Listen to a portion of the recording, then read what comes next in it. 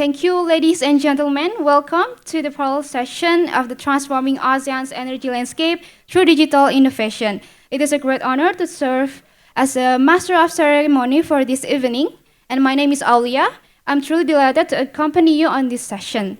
For the next 1 hour, the session will explore how digital innovation can be a catalyst for transforming ASEAN's energy sector, especially in the artificial intelligence area.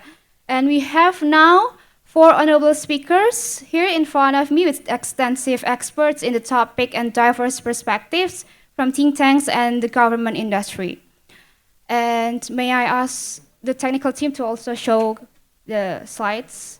And this session will be moderated by Ms. Rika Safrina, the Senior Officer of Energy Modeling and Policy Planning from the ASEAN Center for Energy.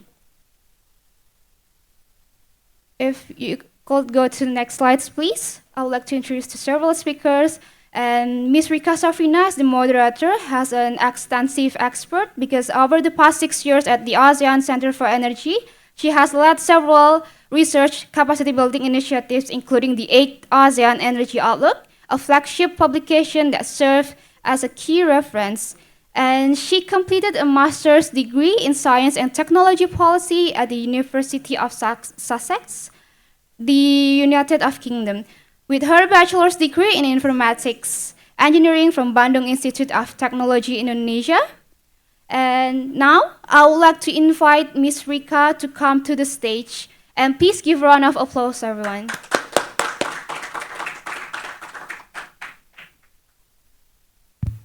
Yeah, thank you so much, Aulia. Good evening, good afternoon, ladies and gentlemen. This is the last session of the day, but hopefully you can still bear with us for 1 hour more.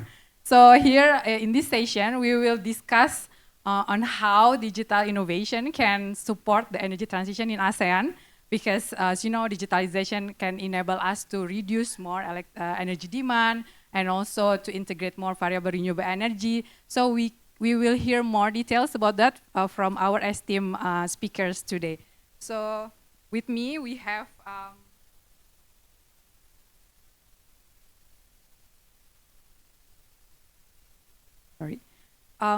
Professor Halimah,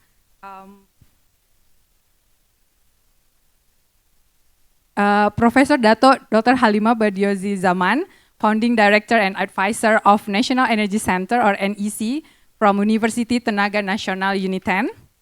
Please welcome Professor Halimah. Next, we also have Mr. Calvin Wu Yoong Shen, Chief Executive Officer of My Center for Industrial Revolution. Please welcome Mr. Calvin. Next, we have Dr. Supawan Selim, Project Lead Southeast Asia Energy Policy from Agora Energy Wende. Welcome, Dr. Supawan. Last but not least, we have Ms. Stephanie Liao, Energy Leader for Singapore and Malaysia from Mott MacDonald. Welcome, Ms. Stephanie.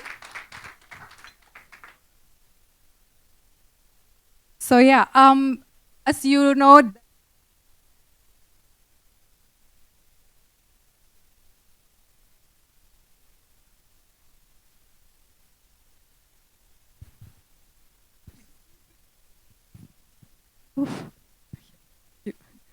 so digitalization is transforming how we produce, distribute, and use energy, from smart grids to AI-driven optimization. At the same time, new industries like data center and AI, digital economic, are reshaping electricity demand. So to set the stage, maybe I would like to invite first your opinions from all the speakers here. What do you think that the digital innovation would be mean for ASEAN's energy transition in the next future? Let's say maybe like 5 to 10 years. Could you please share your opinion on this? Maybe from Professor Halimah. Thank you very much. Good evening, everybody. I'm so sorry that you still have to stay on for this last session. I think certainly digital transformation is absolutely crucial for any region, and more so, I think, for ASEAN. The fact that we are a young nation, you know, and there's so much that we need to excel in. And I think when it comes to energy, I think that is something that is so important and for ASEAN. And I think the next 5 to 10 years is absolutely crucial for us to look into where we should be going. And certainly in every aspect, whether it is in terms of looking into how, what kind of renewals that we're going to produce, renewables that we're going to use in the country, and certainly we're thinking about energy mixed. What is it that we will be looking into? And of course, we still go into thinking about making energy affordable, making it clean, and making it sure that it has that it's inclusive and sustainable to ensure that everyone is included within this region. So I think the next 5 to 10 years certainly needs a lot of innovations for us to think about. Yes. Okay. Next, yeah, Mr. Calvin. That question, I think, is a very good question for us to ponder in understanding the intersection between digital transformation and energy transition. I think it holds immense potential for us when we look into energy transition. In addition to, I think what Professor Halimah has rightly pointed out, looking into renewables, etc. But then what are some of the other tools that will be able to drive energy management, particularly in using digital tools to drive energy efficiency and also energy optimization as well. I think one of the key area that we do see is fundamentally the innovation is driven by data. How do we get good quality data in order for us to make informed business decision and also generating that business insight?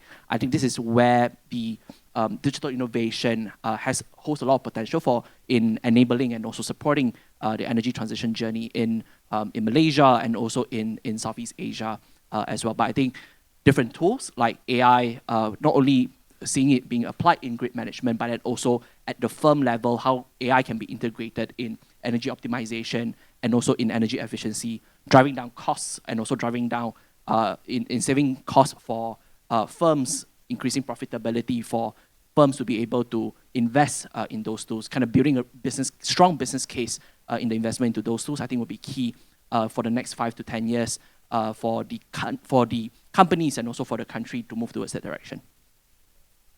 Thank you. I would like to talk from the perspective of energy transition that we need to include more wind and solar as we have potential in the region, right? So in order to integrate more wind and solar into the system, we are expected to have more valuable in terms of power generation from wind and solar because we cannot control when the sun will shine or when the wind will blow, right? So we need more of the dynamic system to deal with those variability of wind and solar. And at the same time, we also have the challenges in terms of the demand change as well, that now even households, business can install their own rooftop solar and generate their own electricity for self-consumption. So we are in the energy transition would transform of both demand and supply side.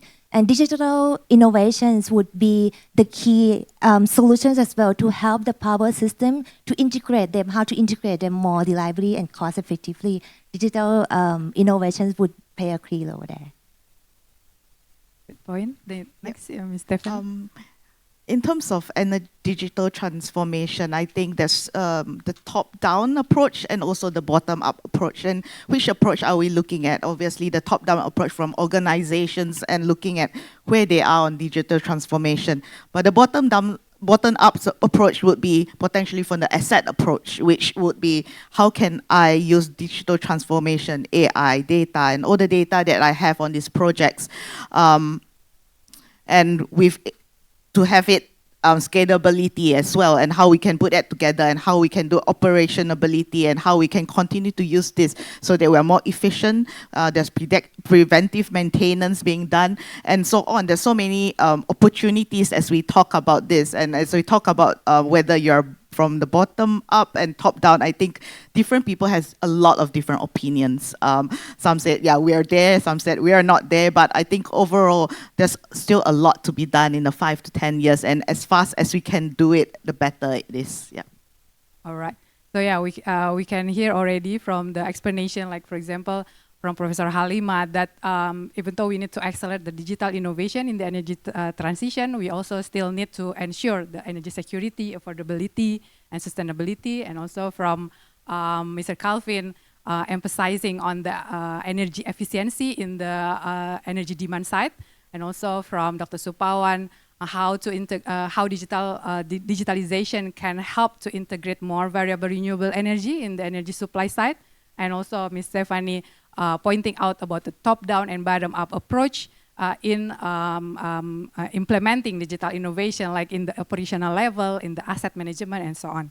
So my next question is maybe more on the technology part, maybe to Mr. Calvin first. Like because you are from technology and innovation ecosystem perspective from my C for IR, what are the most digital solutions do you think that ASEAN should prioritize at this moment? And whether it is AI or smart grid or what kind of digital solutions that need to be prioritized first? And what kind of challenges do you see to scale up these innovations? We see a lot of examples of digital solution being integrated, for example, in countries like Japan, in South Korea, in the UK, in the US. And I think one of the most important thing that we need to reflect on is how do we then contextualize it into the Malaysian environment, into the Southeast Asia environment? How, in what aspect of it can we apply it to the local context and also the realities here in Malaysia and also in Southeast Asia? So the Malaysia Center for the Fourth Industrial Revolution is a center that is established between the Malaysian government and the World Economic Forum. And we are based within My Digital Corporation, which is a government agency with the Ministry of Digital. And we are charged to oversee the national 4IR policy and also the Malaysia Digital Economy Blueprint. One of the key pillars is to see how we are able to integrate AI-enabled solution in our grid management. So one of the key technology and also key innovation that we have seen is how do we integrate AI in, for example, predictive analysis, predictive maintenance for grids here in Malaysia. And in addition to that, with the influx of data center investment into Malaysia, it's putting a lot of strain on our grid. So how can we use and the oxymoron and the paradox is, the data centers are here to power AI, but then we are also using AI to then manage the grid that the AI is putting the strain on the grid. That's one of the solutions that we see that is very much applicable in Malaysia and also in the Southeast Asia context. Second solution, and this solution by no means is exhaustive, is digital twin in industrial application, where it will give a congruent environment for users to be able to have real-time data on the energy consumption and also from the HVAC system, etc. We have actually seen this example in Tianjin, in China, where they work with a local startup to develop that solution for the local Tianjin industrial players. And it's something that Malaysia and also Southeast Asia can look into replicating and also to model after the model that can be applied here in Malaysia. So these are the two examples where we can use AI powered solution in smart grid management and also digital twin for industrial applications as well. Thank you so much for... Sorry, one more part, yeah. the challenges. The challenges. The challenges is actually very similar across the board, and it's not unique to Malaysia. It's very similar. One challenge is ascertaining high quality data, because the fundamental of it is getting data. In one of our work, we work very closely with the World Economic Forum in developing the transitioning industrial cluster, where we get companies who are located in a geolocation to agree on GDP figures, job creation, and also carbon emission reduction. So we have recently developed one cluster in Bintulu in Sarawak, where we have companies like Shell, Petronas, PTTEP, Sumitomo Corporation. They collectively agreed to a set of, to collectively contribute to 12 billion ringgit of GDP, 19,000 green jobs, and also 21.35 million metric ton of carbon emission reduction by 2040. And one of the solutions that they are looking at is exactly that, in using digital twin in energy optimization and also energy management. One of the key challenges in scaling that solution, one is looking into the demonstrable value of integrating digital solution. Because I think that's what many, it's a question that lingers in many senior executives' mind. is you want me to spend so much money in investing in this digital solution, what will be my ROI? How is it contributing to my bottom line? I think having that demonstrable value, business value, and also non-business value will be very important in scaling that solution. Two, is the other challenge is standards, data standards. We need to have a standardized approach in collecting energy data, which there are ISO standards available, but then it's the application of it at the firm level that is also a challenge. And I think finally is looking into that data quality and availability, because that's one of the challenges. Like, how do we monitor our carbon emission at our ports? How do we monitor our carbon emission and also water usage at our plant? So I think those are the challenges that many of the companies are facing, and it's something that from Malaysia's perspective, we are looking into working with the firms and also through the collaboration with the World Economic Forum to be able to find solution providers in working with, in one, promoting public-private partnership and also partnership between the industries as well. Hopefully that answered the question. Yes, of course, of course. Thank you so much. Maybe it relates maybe also to Professor Halimah, as your background is in academia. How can you see these challenges that also have been mentioned by Mr. Calvin to lead the research in the energy and informatics? How can technologies like, for example, the predictive maintenance and digital twins can support the ASEAN's power system? Let me, yes, thank you very much. I think what Calvin has said just now was really true. This is something that I am from the National Energy Center. It is a new center, actually, a new center set for Malaysia at the National Energy University at UNITEN. It is a center that is expected to be of a national standing, bringing in different center of excellences from the different universities and putting it, working together at the National Energy Center. So, which means that all the center of excellences in energy that has what we call the high COE level, which is actually recognized by the higher education of Malaysia, these centers will actually be affiliated to the National Energy Center. So a lot of work has been done. So what I'm trying to say here is that whether it comes, the work from the National Energy Center, or whether it comes from any other of the universities, and also locally as well as internationally, we see that a lot of work has been done to look into the challenges of how do we integrate digital transformation into energy transition. Again, I think there are many, many challenges. I think Calvin has mentioned data. I think absolutely crucial that it's very difficult to get good data, and I think when you use AI, and the most important thing that you actually require is actually good data. And it's not just good data. You need the amount of data has to be a lot of data. I mean, today, if we talk about AI, I'm not too sure what we can actually do with it, because a lot of data, whether we're talking about energy data, how much data do we actually really have in order that we can actually do real kind of good work? You know, it is something that is, to me, when I see of all the possibilities of AI today, I think you can use ChatGPT and see what AI can do, and you'll see tremendous things that AI can do. But again, whether you can actually achieve that or not, because you require a lot of data, and this data must be good data. And I think it will take us like 20 years before we can actually acquire, 20 to 30 years before we can actually acquire real good data, and therefore to say that we can actually use this data to actually solve real problems in energy transition for the country. You know, and ASEAN for that matter. And I think the other challenge is perhaps if we talk about ASEAN then, how do we share that data? Is it possible to share that data? I think we did try to have that many years ago. I'm probably one of the oldest person in this room. If not, it's obvious that I'm the oldest here in front, but I'm probably the oldest in the room, you know. I've been here for a long, long time. I've been in the field for 40 years. You know, I want to tell you how difficult it is to share data. I wanted, you know, and we have tried for years. And I think we tried to share data in ASEAN. We tried to have that, I don't know whether anybody still remember, about what did we call it? ASEAN Data Exchange, ADEX, ADEX. Yeah, many years ago. Yeah, yeah, and it just didn't happen. You know, so yeah, I think we need to have that effort, and I think to do that effort, I mean, within Malaysia we have tried, and we for many years we didn't manage to do it, but this year 2025, we had that Data Sharing Act.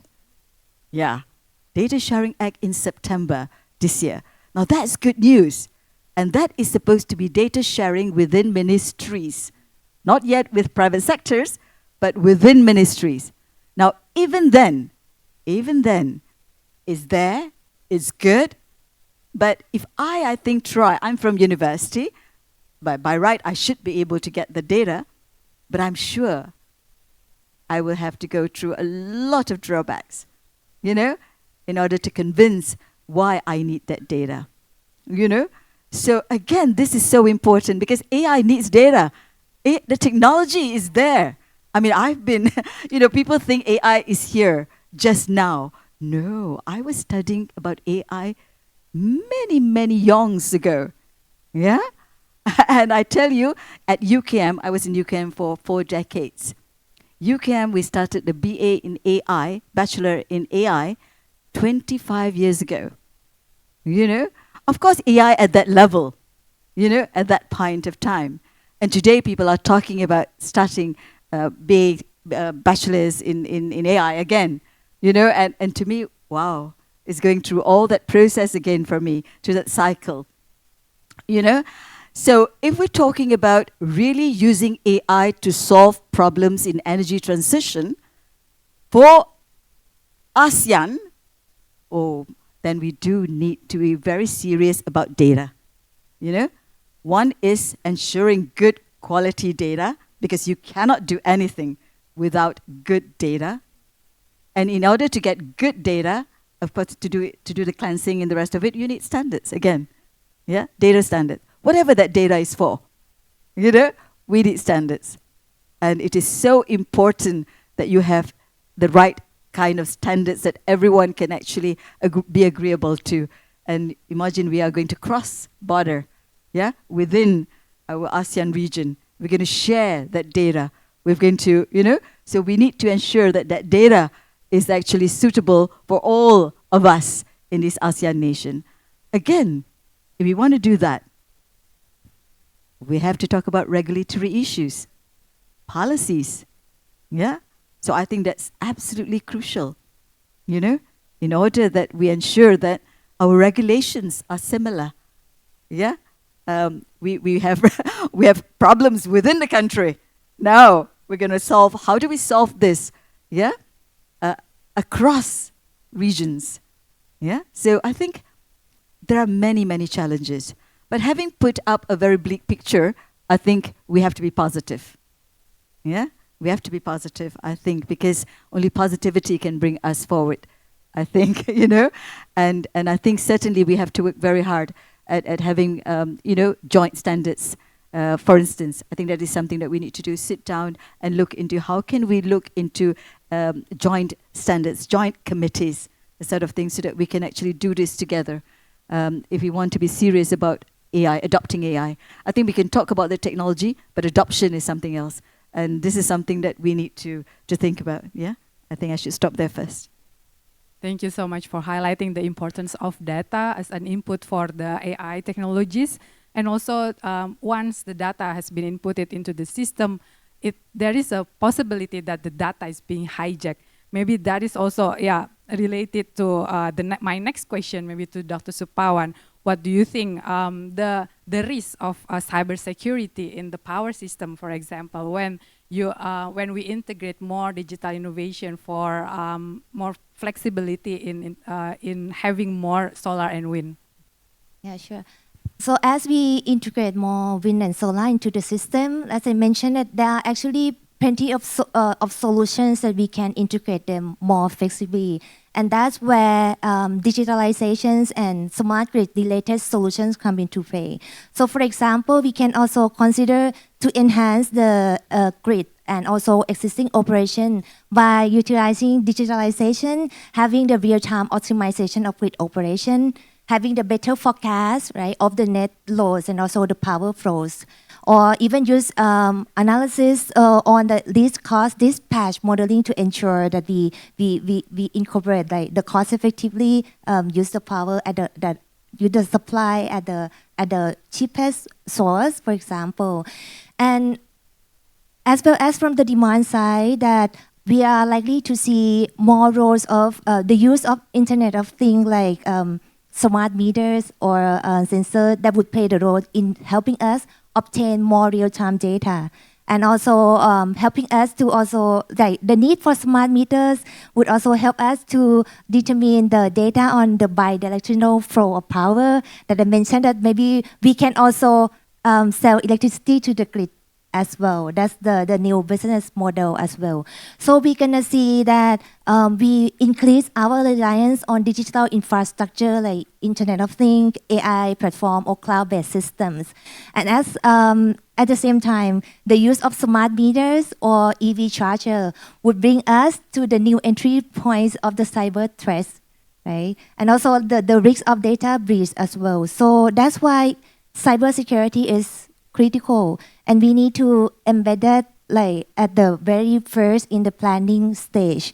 That we should have also put cybersecurity as a one main feature for the future reliable base grid with the digitalization, and that should be one separate unit in the energy sector as well, to set up the preventive measures to help reduce the risk from cybersecurity. That I think is important. Thank you so much. Maybe still related to the this grid integration, to Ms. Stephanie as an infrastructure consultant, how can ASEAN utilities leverage smart grid architectures like a real-time advanced analytics that have been mentioned before, and also AI-driven energy management solutions to enhance system responsiveness, reliability, and also enable more integration of renewables? Thank you. Across Asian, energy transition is just accelerating. As you see, solar and wind are just connecting to the grid at scale. For example, like Vietnam wind corridors, and then Malaysia with the solar farms that's just ballooning. But this surge in renewables and its intermittency introduces volatility, and stability and reliability are no longer optional. They are just mission critical. So a few things that I think about was on smart grid architectures, the digital backbone for this transformation, and two things that I thought would stand out would be advanced metering infrastructure, which enables real-time consumption tracking and dynamic pricing as well, especially on the demand side and flexibility.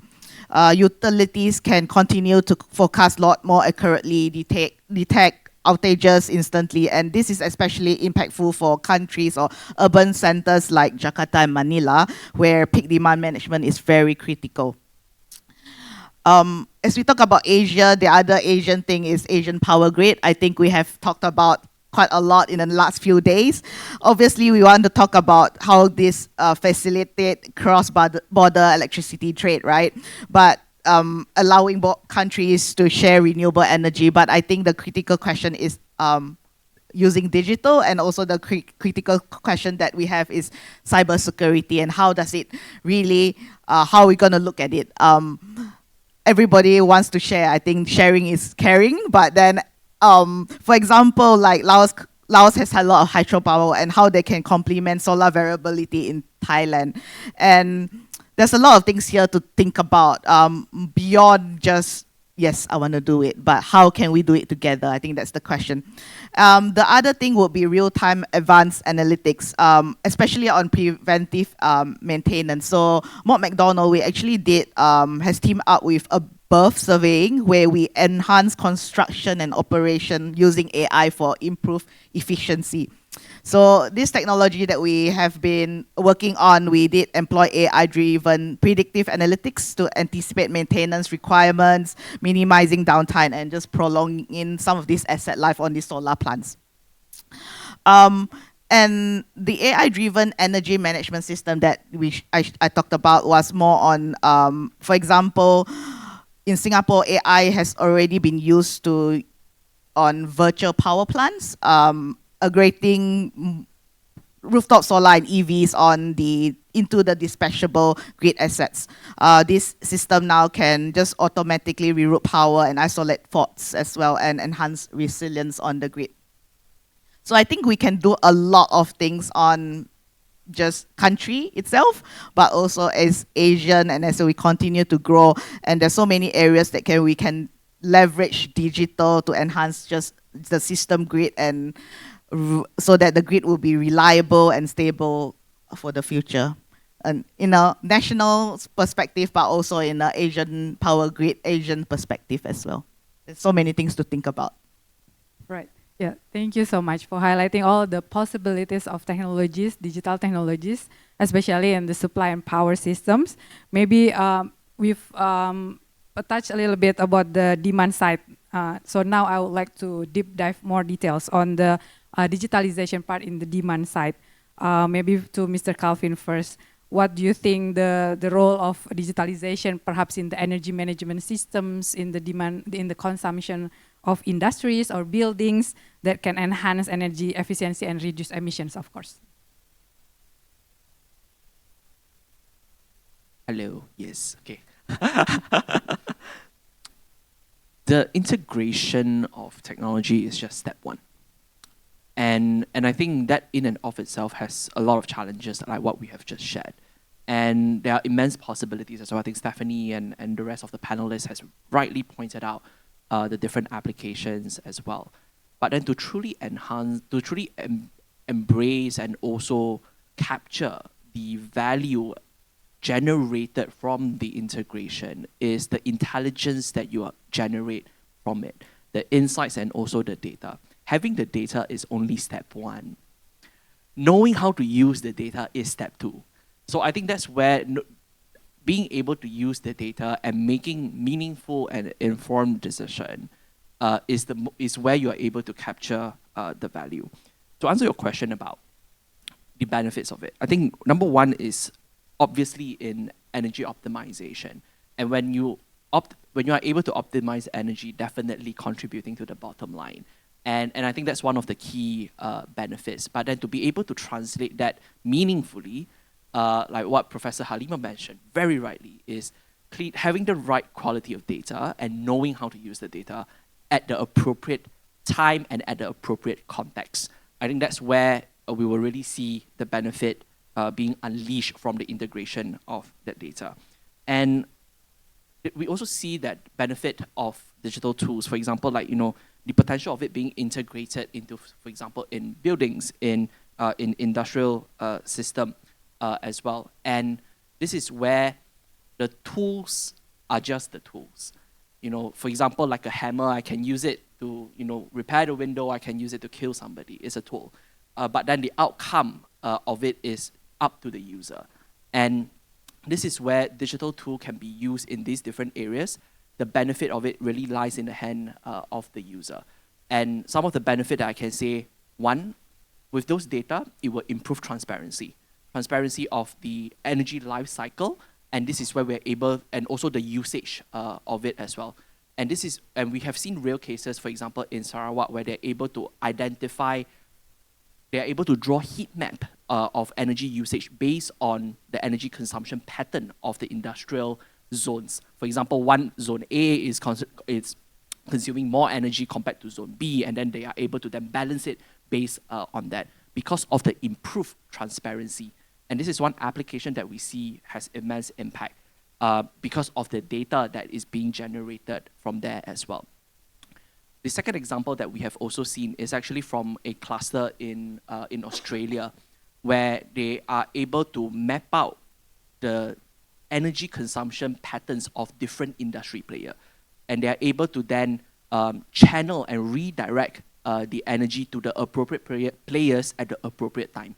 So there's a chemical factory that runs 24/7. And then there's another factory that I'm not going to name the industry, but they only runs from 8 to 5. So during that period, they are able to then optimize and redistribute the energy because of that improved transparency. So the tool is there, and the benefit of it is that improved transparency and improved optimization, providing that insight to the firms, and also providing that benefit to the firms at the bottom line level as well. So these are just a few examples of how digital tools are able to be utilized in those contexts. But then the fundamental building block of it is still data and the ability to apply those data at the appropriate context. Right. So, and then the next question is, with that growth of data and the digital tools, there will be also the growth of data center to facilitate those innovations. Maybe to Ms. Stephanie, what do you think that ASEAN utilities and operators can deploy in data centers and AI industries to safeguard the grid stability, because the demand from data center might intervene the power grid, so and also the quality, but still still considering the decarbonization targets of each countries. Yeah, thank you. I think the rapid expansion of hyperscale data centers and AI industry is just reshaping regional power demand. These facilities obviously require high density variable loads with zero tolerance for disruption. Accommodating this while safeguarding all the grid stability, power quality, and just decarbonization targets are some of the things that we are seeing on just maybe solar asset itself, where we are looking at forecasting tools. So which I think it will be important to see how these Asian utilities will be able to implement this on their projects, or we have seen it on projects already. We actually built a Mortar demand forecaster and Mortar solar yield forecaster, where we look at these platforms, so that we look at all this with solar and the failing cost of just data processing, AI, machine learning, and the availability of all these increasingly large and relevant data sets that we get from these projects. We see the solutions and the goals are the same, where we help these network operators to balance grid frequency and achieve operational savings. And then maybe you'll ask me, so how much you're going to save with this, right? Like, do I save zero? Do I save? I think what we see with AI, the tools that we had actually improve forecasting accuracy by 25%. It feeds through to a reduction on ancillary services costs, savings through efficiency, and just reserve capacity and grid disruption. So we have seen that on a couple of projects that we have deployed, where this system has been deployed on those projects, and we hope that as we continue to see more solar projects being connected to the grid, and we know that all these data centers are looking at just clean energy, whether it's solar or wind, it is important to continue to see that across the system. I think besides that, we actually look at, we also, because of selection of site and where solar and wind would be very, I think Malaysia is a good example. So obviously areas in Kedah has better areas in terms of the yield. So that's also some of the things that we are looking at. We use some geospatial that we are looking at large data sets, geographic data sets, and perform some technical analysis and some tailored reports that will also enable these developers to see that this is where I can do it better compared to maybe some other states potentially where the yield may not be as good.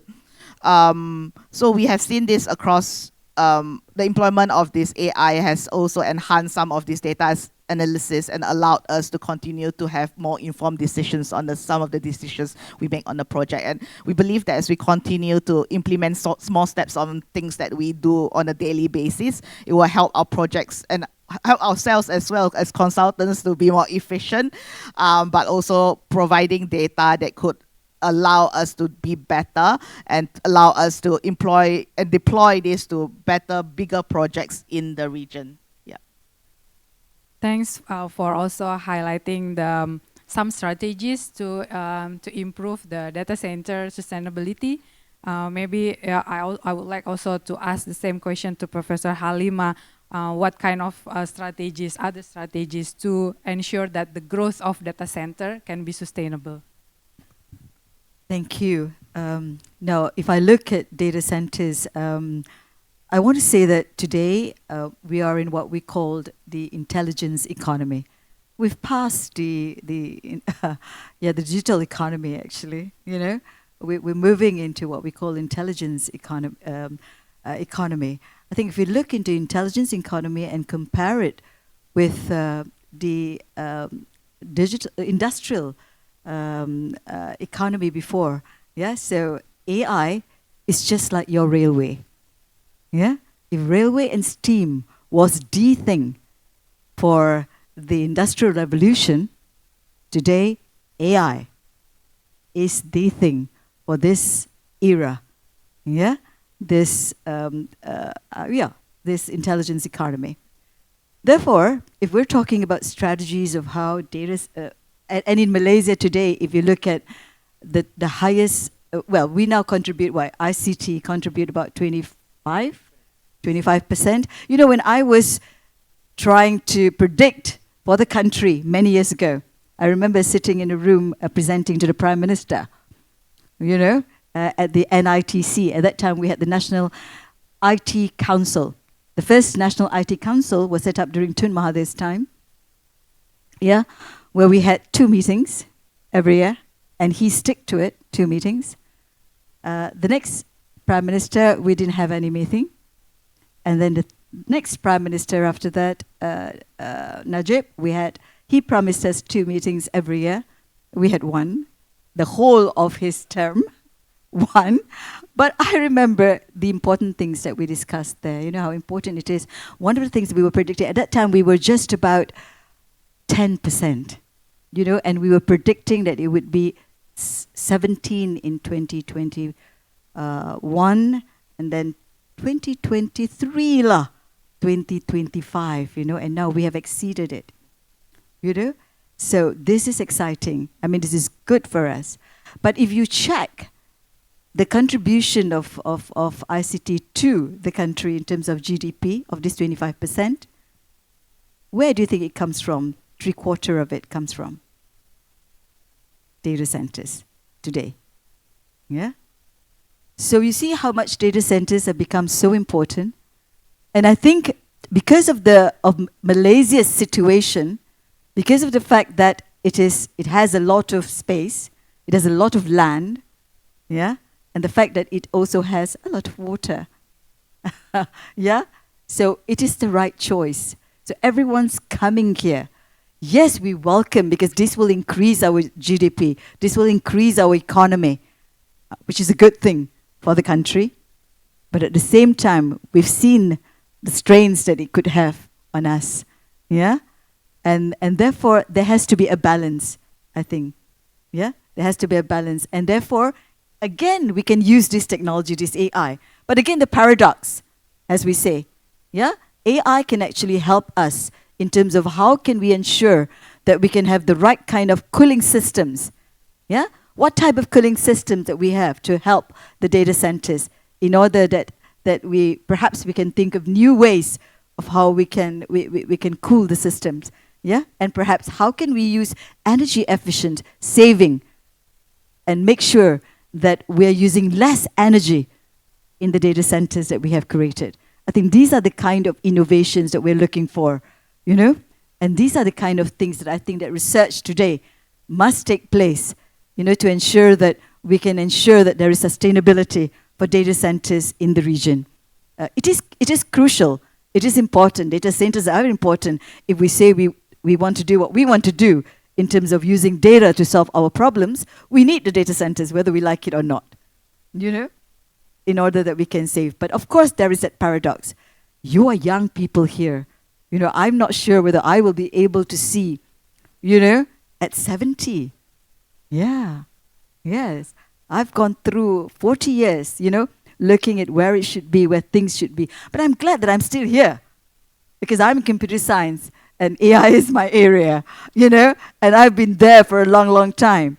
And I know that it is possible. The technology is incredible. And this technology, AI, will only grow.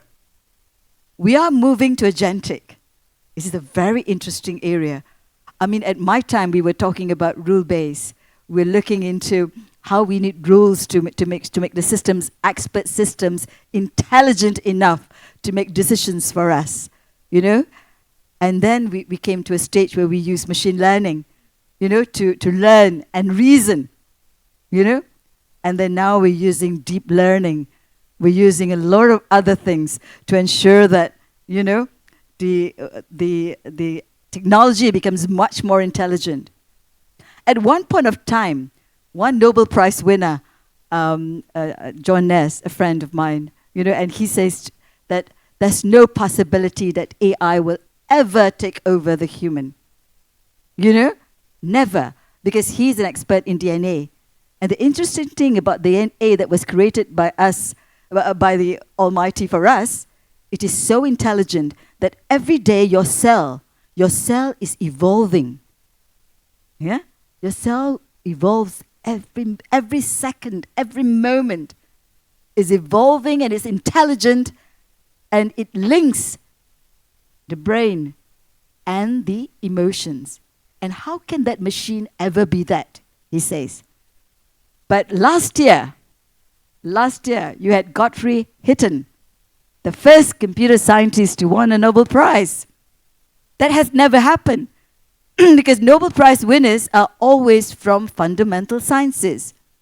And computer science has never been seen as fundamental science, although we, computer scientists, call ourselves scientists. You know, we are scientists. We use a lot of mathematics, that's fundamental enough, right? Yeah. But when Hitten got his Nobel Prize last year, they decided to give it through the discipline of physics and chemistry. Yeah? So I'm proud to say that we're so happy that a computer scientist got this. Now, what he has to say is what's interesting with you young people out here. I see everybody young here when I compare to myself, of course, you know? And I think you have so much ahead. And this technology that you're facing today is so exciting. Now, Hitten is saying just the opposite of what Nurse is saying. Now Hitten is saying that the possibility of this machine in the future, yeah, is really frightening because of the fact that with agentic AI, yeah, it can actually not just learn, yeah, not just reason and create more data and make reasoning better. It can also be intuitive. Now that is frightening because when Nurse mentioned that, you know, it can never fit the human, it can never be better than the human because the humans are the one that has the intuition. The humans are the one. Now when humans make the intuition, there's always, if you remember about, I don't know whether you ever can remember because that's during my time, if you ever heard of the word high tech, high touch? Some of you, yes. That means you must have read, good reader. And I don't see any nods around. So my time, when we first, I've been Toffler, when we first came with the technology, you know, we were talking about how important it is not just to look at high tech, but to remember that high touch is so important to make sure that whatever you create is something that will help mankind, you know, and it's not something that will destroy mankind. And today, when you talk about AI, yes, it can solve all these problems that we're saying, whether it's data centers we're talking about, whether it's smart grids that we're talking about, yeah, whether it's renewables that we're talking about, integration of renewables that we're talking about. AI can help you in so many ways, digital twin, machine learning, you know, deep learning, whatever that we're talking about, IoTs, we're talking about cybersecurity, whatever, blockchain for that matter, and whatever that we're talking about that we can use to enhance those things with AI. There is also something that we need to think about, that where this thing is going as well, there is also something to look at the other side, the other coin of it. Because of the fact that if Hitten, look at the video by Hitten, and Hitten will tell you that governments and industries must look into this matter. Because if you're not, then you're going to allow the machines to make their own decisions because they can use their intuition in the future. Maybe not now, maybe in 50 years, definitely. Yeah, 50 years is not long. It's very short. And it's something that I will not be there, surely, but you are going to be there. And this is something that you need to be. If you are the ones who are pushing technology, if you're here to push technology into, I remind you that this is something that we need to think about, because if the machine can actually make intuition and decide on things to harm, to create viruses, to harm you, to kill anyone that they want, because that's a decision that the machine will make without you. Because today, you know that decisions that they make at least with generative AI is still looking into what humans are doing. It still have agents to crawl and look at what you have created, what you have programmed. Yeah? But in the future, it will program itself. So that is something that I'm not too sure whether we'll ever take over like Hitten is saying, because I still want to believe that God's creation is so much more better. Yeah, I like to believe that. Yeah, and surely we all believe that. But the thing is that because it's not perfect, because of the machine is not perfect, that it will make its decision, intuition may be wrong. Because if it's perfect, like how we are created, we still have that one second, one thought that we might change our mind in doing something bad, isn't it? The thought of doing something bad, we might just change in split second, but the machine will not. So that's something for us. But certainly AI is there, and AI is going to solve a lot of problems, and it can sustain data centers by using AI, certainly. Yes? Thank you so much. It is very interesting to hear and learn about the evolution and the philosophy of AI and computer science from the beginning.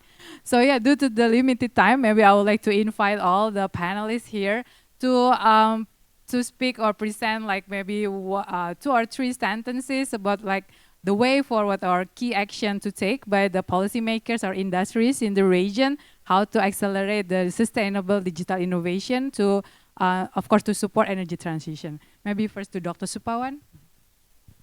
Okay. I think as all us have mentioned that technological solutions are there with all of the digital solutions are there.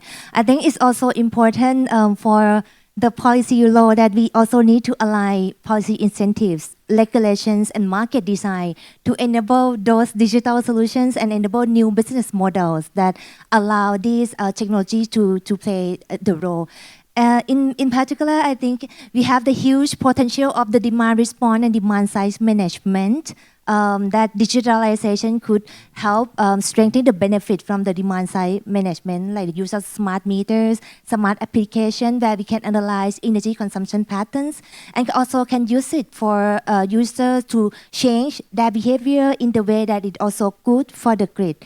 So, but for all those digital solutions to be able to really implementation at the country level and also at the regional level, we need the alignment in terms of policy incentives, the reform of electricity tariff pricing, the market designs. Even though most of the countries are more the single buyer system, but still we can also establish some new market rules and some new incentive for allowing, for example, battery technology to be useful for the system. Yeah, and maybe also the other one key action that I think is important is the cybersecurity should be also used as a core feature of the future grid. Right. Thank you. Maybe Ms. Stephanie, your call to action or key takeaways. I think continue to collaborate and continue to just talk. Yeah, the data is one of the things, and cybersecurity is also another thing, but also in country having the right regulation for it.